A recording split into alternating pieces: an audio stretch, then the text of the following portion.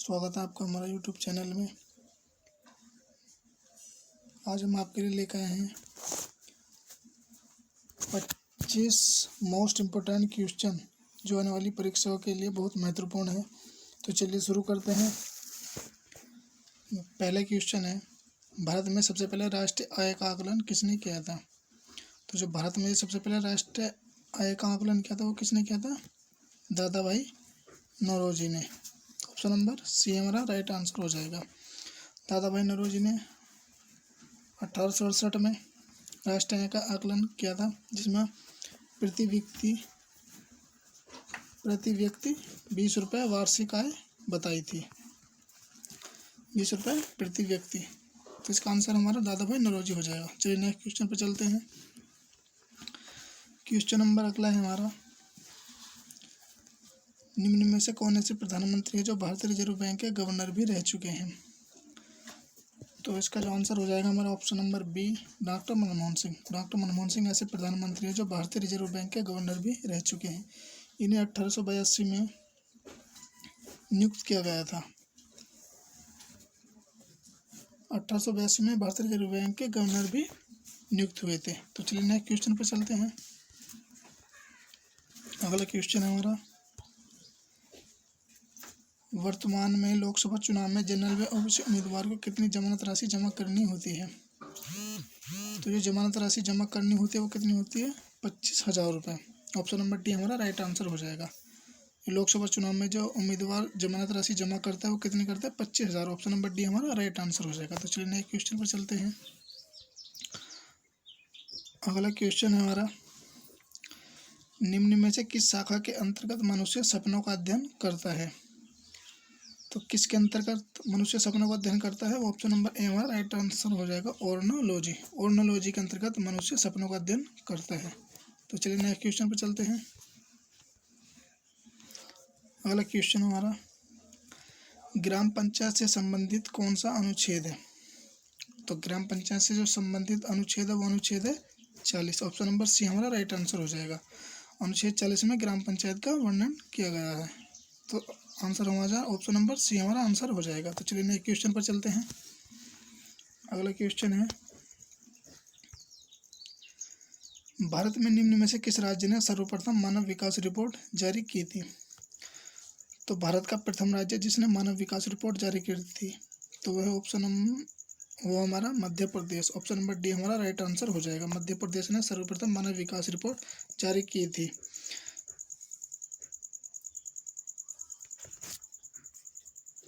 चलिए next question पर चलते हैं।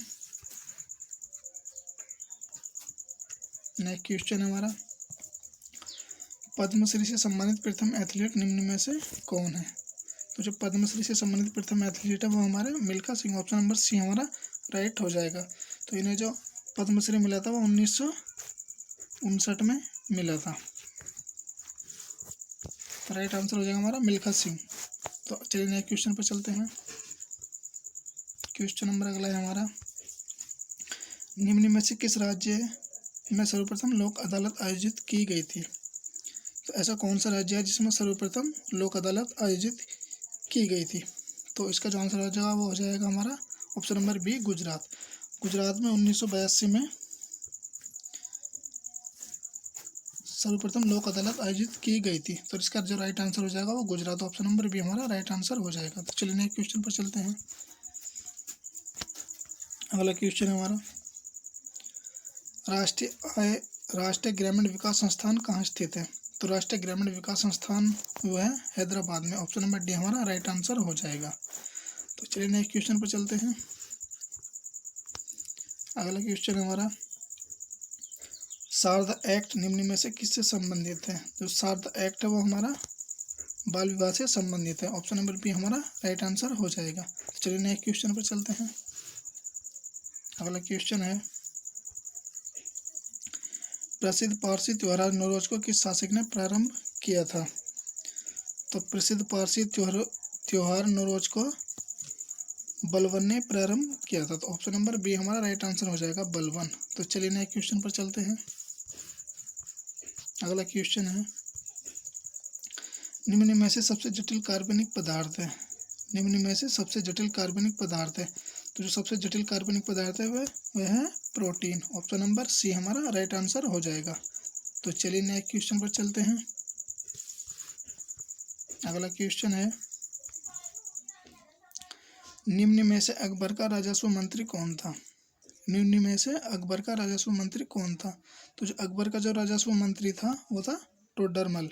ऑप्शन नंबर बी हमारा राइट आंसर हो जाएगा, टोडरमल अकबर का राजस्व मंत्री था। तो चलिए नेक्स्ट क्वेश्चन पर। अगला क्वेश्चन है, पायरिया नामक बीमारी किससे संबंधित है? जो पायरिया नामक बीमारी है वो हमारी दांत से संबंधित है। ऑप्शन नंबर डी हमारा राइट आंसर हो जाएगा। तो चलिए नेक्स्ट क्वेश्चन पर चलते हैं।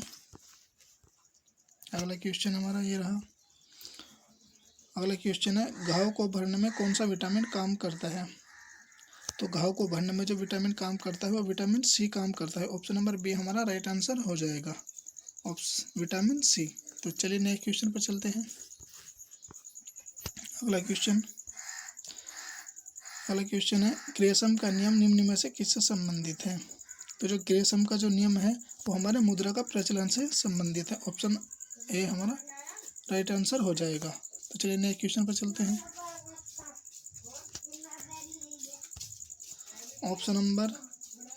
क्वेश्चन नंबर अगला है हमारा, उड़ीसा की चिल्का झील किसके लिए प्रसिद्ध है? जो उड़ीसा की जो चिल्का झील है वो हमारा झींगे पालन के लिए भी प्रसिद्ध है और खारे पानी के लिए भी प्रसिद्ध है। तो ऑप्शन नंबर डी हमारा राइट आंसर हो जाएगा, ए और बी दोनों। तो जो राइट आंसर हो जाएगा वो हमारा डी ऑप्शन हो जाएगा, ए और बी दोनों, ये दोनों के लिए प्रसिद्ध है। तो चलिए नेक्स्ट क्वेश्चन पर चलते हैं। अगला क्वेश्चन है हमारा, चीनी घोटाले में निम्न में से कौन सी समिति बनी थी? तो चीनी घोटाले के लिए जो समिति बनी थी वो हमारी बनी थी ज्ञान प्रकाश समिति। ये बनी थी 1994 में। इसने चीनी घोटाले के संबंध में समिति बनी थी। ऑप्शन नंबर सी हमारा राइट आंसर हो जाएगा, ज्ञान प्रकाश समिति, जो चीनी घोटाले में समिति बनी थी। तो चलिए नेक्स्ट क्वेश्चन पर चलते हैं।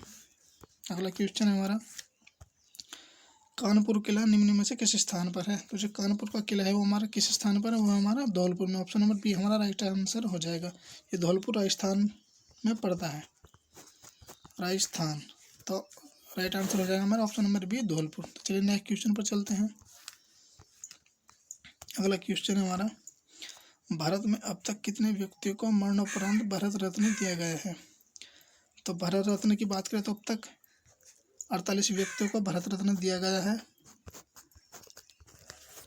बात करें मरणोपरांत, तो मरणोपरांत जो अभी तक भारत रत्न मिला है वह 14 व्यक्तियों को मिला है। तो ऑप्शन नंबर सी हमारा राइट आंसर हो जाएगा, 14 व्यक्तियों को भारत रत्न मिला है। तो चलिए नेक्स्ट क्वेश्चन पर चलते हैं। अगला क्वेश्चन है हमारा, निम्न में से किस राष्ट्रपति को निर्विरोध चुना गया था? तो भारत के ऐसे कौन से राष्ट्रपति हैं जिन्हें निर्विरोध चुना गया था? तो वो है हमारे Neelam Sanjiva Reddy. Option number D हमारा राइट आंसर हो जाएगा। ये 1970 में प्रथम कांग्रेसी राष्ट्रपति चुने गए थे। चलिए नेक्स्ट क्वेश्चन पर चलते हैं। अगला क्वेश्चन है, कैप्सूल का आवरण किसका बना होता है? तो जो कैप्सूल का आवरण बना होता है वो स्टार्च का बना होता है। ऑप्शन नंबर ए हमारा राइट आंसर हो जाएगा। चलिए नेक्स्ट क्वेश्चन पर चलते हैं। अगला क्वेश्चन है, पौधे का कौन सा भाग प्रजनन अंग होता है? तो पौधे का कौन सा भाग प्रजनन अंग होता है? वो होता है फूल। ऑप्शन नंबर डी हमारा राइट आंसर हो जाएगा। तो चलिए नेक्स्ट क्वेश्चन पर चलते हैं। अगला क्वेश्चन है हमारा, सूर्य के लिए प्लान वेग का मान कितना होता है? तो सूर्य के लिए जो प्लान वेग का मान होता है वो होता है 42 किलोमीटर प्रति सेकंड। ऑप्शन नंबर सी हमारा राइट आंसर हो जाएगा। बात करें पृथ्वी के प्लान वेग का, तो पृथ्वी का जो प्लान वेग होता है वह 11.2 किलोमीटर प्रति सेकंड होता है। ऑप्शन नंबर सी जो दिया गया है। अब बात करें चंद्रमा का प्लान वेग, तो चंद्रमा का जो प्लान वेग होता है वो 2.37 किलोमीटर होता है। तो जो इस क्वेश्चन का जो आंसर हो जाएगा वो हो जाएगा 42 किलोमीटर प्रति सेकंड। ऑप्शन नंबर सी हमारा राइट आंसर हो जाएगा। चलिए नेक्स्ट क्वेश्चन पर चलते हैं। अगला क्वेश्चन है हमारा, अध्यादेश जारी करने का अधिकार निम्न में से किसके पास होता है? तो जो अध्यादेश अध्यादेश जारी करने का अधिकार होता है वो हमारे राज्यपाल के पास भी होता है और राष्ट्रपति के पास भी होता है। ये दोनों अध्यादेश जारी कर सकते हैं। तो ऑप्शन नंबर डी हमारा राइट आंसर हो जाएगा। बी और सी दोनों, ये दोनों अध्यादेश जारी कर सकते हैं। तो दोस्तों